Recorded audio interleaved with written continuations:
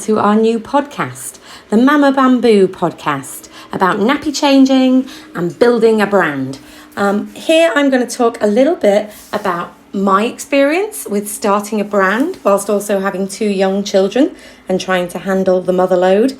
And we're going to get some guest speakers to come on who have some amazing brands, some that you will have heard of, some that are a little bit more niche, but they have great stories about how they got started, what it was that inspired them, and how they handle running a brand, building a brand, whilst having children, whilst having hectic lives at home. And I hope that you will find this very interesting. Certainly I get a lot of questions on social media and through our email and our contact points, asking questions about why I started Mama Bamboo, what it's like working at Mama Bamboo, how we manage to hold on to our B Corp and our flex ethos, our working policies, etc., whilst building a brand in a very competitive, difficult retail space. So I thought I would actually start answering some of those questions and let you know a little bit more about Mama Bamboo itself and about me. And then, as I say, as the series of this podcast goes on, we will get to meet more mum founders, dad founders, and find out a little bit about their stories. So one of the first questions I get asked, and I get asked all the time, is why I started Mama Bamboo. And basically it's because I have children. So I have 2 children. They are now 9 and 7, so they're past the baby stage. But when they were little, I really struggled to find nappies and wipes that I was comfortable using and that I thought were good for my children. To be fair, when my first was born, Becca, I actually knew nothing about nappies or wipes or nappy changing or nappy rash or sustainability or plastic in nappies. I was your typical newbie mum who just did what I thought was the right thing, which was picking up a packet of nappies on the supermarket shelf, popping them on my child, throwing them into the black bin at the end of the day. And when she got nappy rash, I just put some nappy cream on it. And I thought it was all part and parcel of being a mum and having a young baby. And then when I was pregnant with my second, Alexander, I became aware of the problem with nappies, that actually the majority of nappies are made using a significant amount of plastic. There is plastic in the covers, it's polyester. There's plastic in the liners, it's like a plastic bag on the inside of a nappy. There's plastic in the side tabs, on the frontal tape. And of course, all that plastic is bad for the environment in terms of its manufacture and bad for the environment in terms of its end of life because it cannot degrade. And if it does break down at all, it breaks into microplastics. And it also means that we are completely breaking the natural nutrient cycle. So obviously a baby is fed on milk or weaning type foods, and that turns into their poop. But at the moment, what we do with it as a nation is we wrap it in a little plastic nappy, and then we put that little plastic nappy into another plastic bag, and then we put that plastic bag into land and squash it down into landfill. So all the nutrients that are in the baby's waste are also now being held away from the environment. They can't return to the soil, and we're breaking our natural nutrient cycle. So I became aware of this issue with what nappies are made of. And when my son was born, I really wanted to use sustainable, reusable nappies. And I went ahead and I bought myself my 30 odd nappies. And unfortunately, it didn't go terribly well for me. I round of applause for anyone that manages it, and particularly for anyone that manages it from day one, because it was hard. I was changing those nappies 10 and 12 times a day. The laundry stack was huge.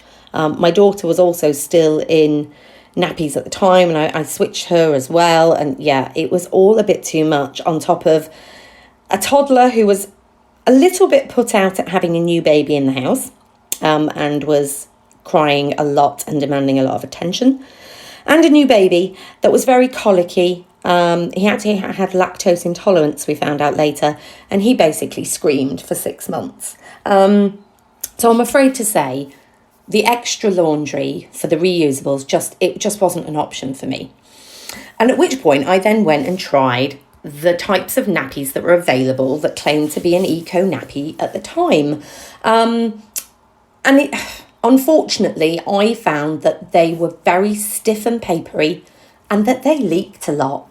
And my husband got very frustrated with the whole thing, particularly on one holiday when we were in Spain, and our son was still sleeping in our bed at the time, and every single morning we had to ask for fresh sheets in like really halted broken Spanish, because unfortunately the nappies had leaked and the sheets were all wet.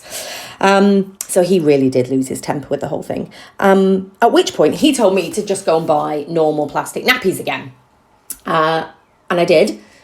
And my son got the worst nappy rash I think I've ever seen. And that was that set the tone for about the next 6 months. I would use the eco nappies available and we'd get lots of leakage. I'd switch and use the plastic nappies and he'd get really bad nappy rash. And I just lost my temper with the whole thing and thought, why on earth can we not have a nappy that is made of natural plant-based material without all the chemicals and the chlorines and the fragrances that are in nappies that make them unhealthy for children, but also have one that performs, that doesn't leak. And that was really the core of starting Mama Bamboo. Now, I didn't start it immediately. I had to wait really until my son was 3. I don't think I could have coped at the time with starting a business and having my little one at home all the time with me. Again, I give a round of applause to anyone that manages this with little ones actually at home the whole time. So I waited until he was 3 and then I started Mama Bamboo. And it really is a testament to the fact that there are researchers all over the world looking at different materials that we can make nappies with, different materials we can make wipes with, different processes we can use. And I just did a lot of research and I found out about what the scientific community had come up with. And then I started piecing it together to make Mama Bamboo nappies. And they are one of the most sustainable nappies on the market today. They are 80% plant-based and packaged in plant-based packaging. And our wipes are 100% bamboo viscose, completely compostable, 99.4% water, none of the nasty chemicals, etc. And I was really, really proud of what we've achieved. Now, that's not to say we got it right straight away. We didn't. We have actually changed the nappies over the course of the last 4 years. I think when we first launched, we were using an oxo-biodegradable liner, which we subsequently found was not as eco as it claimed to be. And we've switched that to a fully compostable liner. And we've trialled various things along the way to now have the product that we have on the shelf, which we get brilliant ratings for. Our Yopto and our Trustpilot reviews are glowing, I'm glad to say. And I'm very proud of them. And I did actually manage to get it done in the time that my son was actually still in night nappies. So I did get to use them on him. So I have first-hand experience of how good they are. So that's really how I got started with Mama Bamboo. And then I often get asked, how did I take it from being a kitchen table small business to where we stand today with kind of over £1 million turnover and a bit of a national presence. A lot of marketing, of which I was not the expert, but I have learned along the way. I say lots of marketing, lots of brand awareness. And a really big ticket on this one is surrounding myself with a team of trusted people. So my very first hire was in fact Jenny, who is my oldest friend. I met her at university. 25 maybe years ago. Yeah, we're getting on a bit now. She came along at university. She was studying Chinese, and she was the perfect match when I wanted a partner for Mama Bamboo. She had an experience in logistics. As I say, she also spoke Chinese. She's lived in China. She understands how to do business in China. And obviously she's my best friend. So she was kind of the perfect person for me to bounce ideas off the whole time, and try and figure out this journey of scaling a brand in the UK.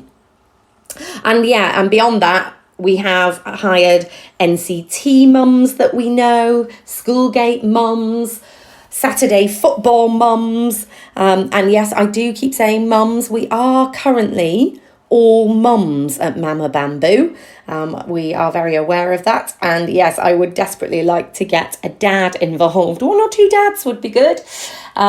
We have a very strict policy of offering work to return to work parents, people that have been out of the working environment for a while and are looking for flex work. So that kind of policy has tended to mean that the people applying for the roles have been return to work mums rather than return to work dads. But I would be glad to welcome in a couple of dads to the team. It can control some of the gossip in our office on a weekly basis. That would be good. I do get a lot of questions about our sustainability and why we're a B Corp. So I wanted to just touch on this. I wasn't hugely aware of the B Corp series when we first got started. It was Sharon who was one of our digital mums, so a mum that did a specific course in order to return to the world of marketing, having been off with children for a while. Sharon came along and she introduced me to the idea of a B Corp. And basically, she kind of looked at us and said, look, you're doing all these great things. You're building a product made of sustainable materials. You're giving to charity. You're carbon offsetting. You've got the program of afforestation with the Bamboo Village. You've got your program of nappy donations and Give Another Mother. Why don't you go for B Corp? And I did a bit of research and found out about it. And yes, it seemed like a perfect fit for us. We were really trying to be better than the normal average businesses. I genuinely believe if I'm going to run a business, it has to be mission driven. There has to be a purpose to it. If I'm going to spend time doing something that might detract in any way from my family life and being there for the kids, it has to be something valuable and worth it. I want my children to be proud of what I've done and to learn lessons from it, not just get nice things because I've earned a nice pay package. So yeah, B Corps really suited us.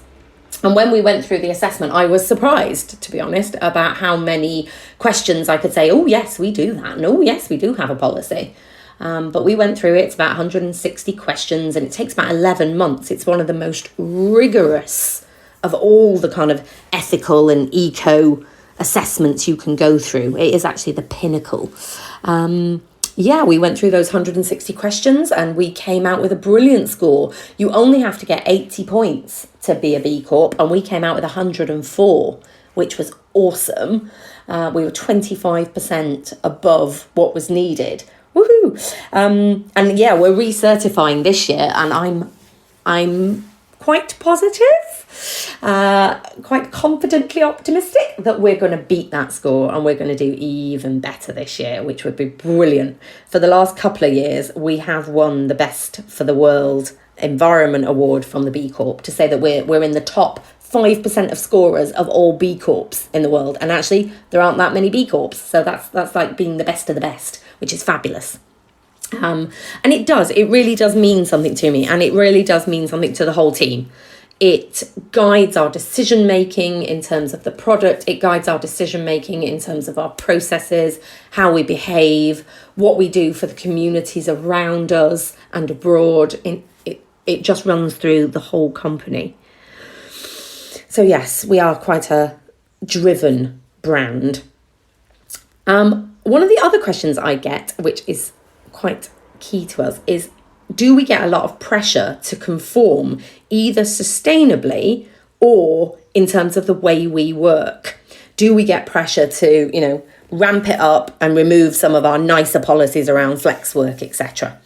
Yes. Gosh, yes, we get pressure. We get pressure from our suppliers. We get pressure from our buyers. We get pressure from investors, from finance, and we get pressure just from the businesses we work with. So if we happen to be working with a company that works longer hours and doesn't have sort of, this flex working lifestyle that we have, we get a lot of pressure from them. If we've signed up to do a project with them and they think it's okay to schedule meetings at 4:30 on a Friday, and they find that every one of my team say, oh, I'm sorry, I'm on the school run, they do sort of kick back at us sometimes. But I will say people are more accepting of it these days. I always tell the girls to just hold with it. You've got the school run, you've got to stick to your guns really about meetings or days off. I like everybody to work fairly flexibly, as I do myself. So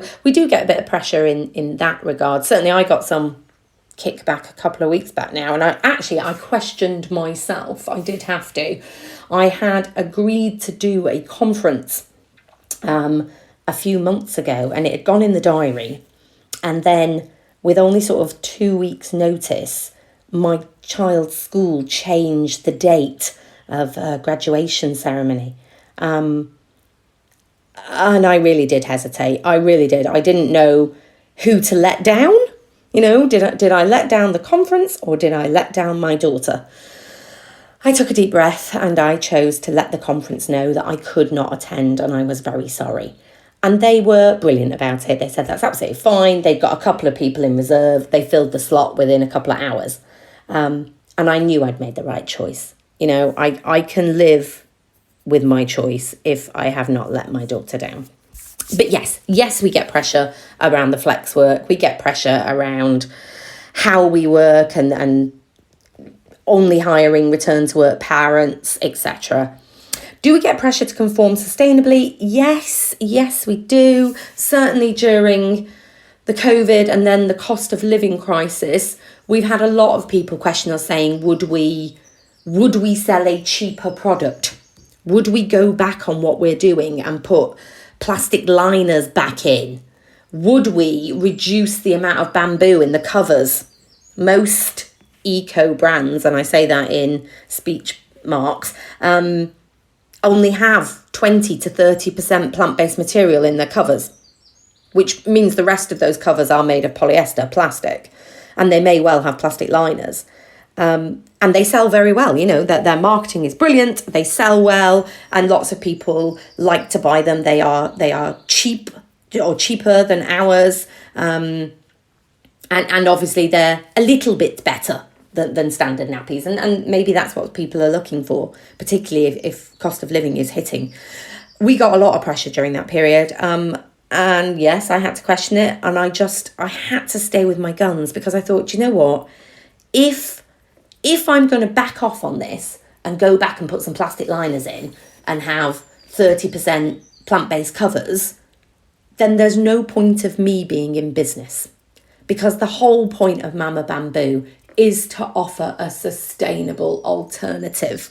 There already are brands offering plastic or mostly plastic nappies. I don't want to compete with them, and I don't want to be one of them. So yeah, I occasionally have to give myself a talking to and remind myself why I'm in business and why I do what I do.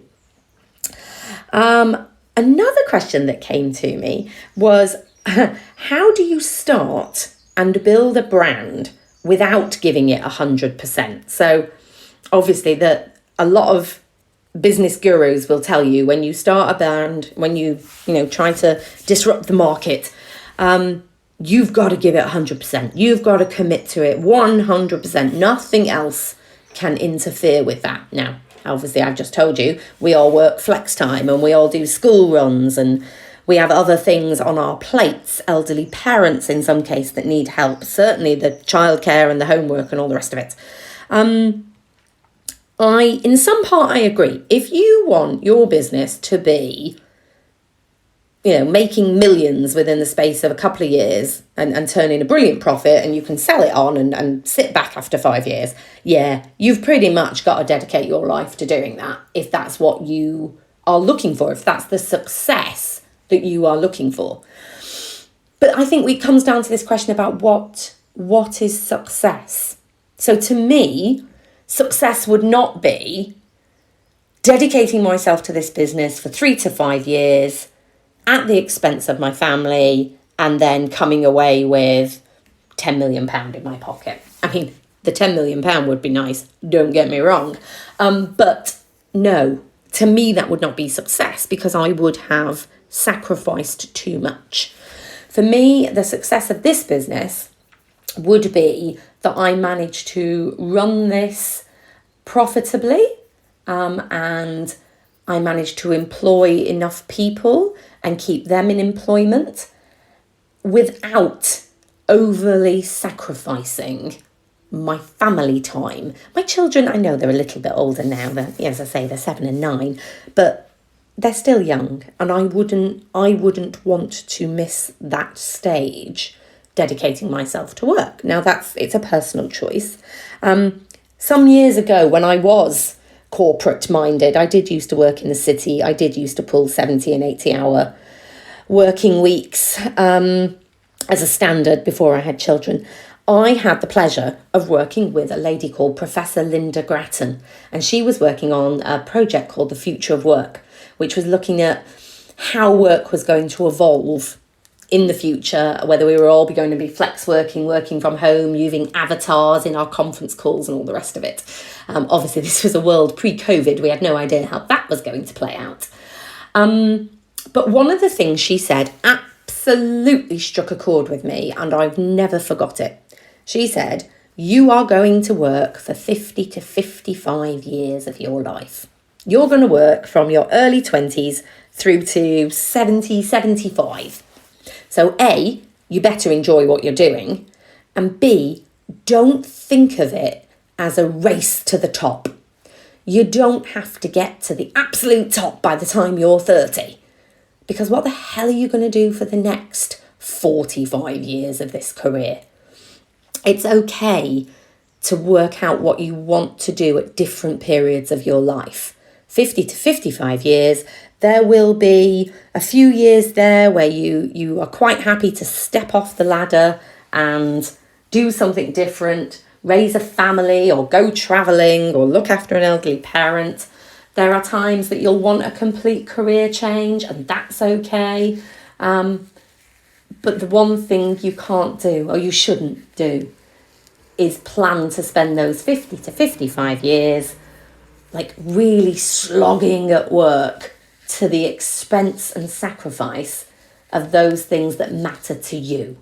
And, that is different for everybody. What matters to you and what matters to you at any one time in your life will change. That's something I kind of keep in mind when I'm making those sort of decisions about how we build this brand and what we think our success of this brand will look like. And I'd love to think that I'm still running Mama Bamboo in another 10, 20 years. And it's pottling along and it's growing nicely and it's making a profit. But I'm still managing to balance out work and life in whatever way I think is right at the time. And I have no judgment on anybody that decides on different things, because we all have different wants and desires, different time periods, and different definitions of success. Right, I think that's probably enough from me for our first podcast. As I say, our next one will be with a guest speaker, where they will be telling us a little bit about their story and their products, and answering your questions about how they manage this brand building business whilst also managing the mother load or the dada load. In fact, our first guest will be Rosie Davidson from Just Chill Mama. So look out for that one in a couple of weeks' time. And have a lovely day and a fabulous weekend. Thanks. Bye.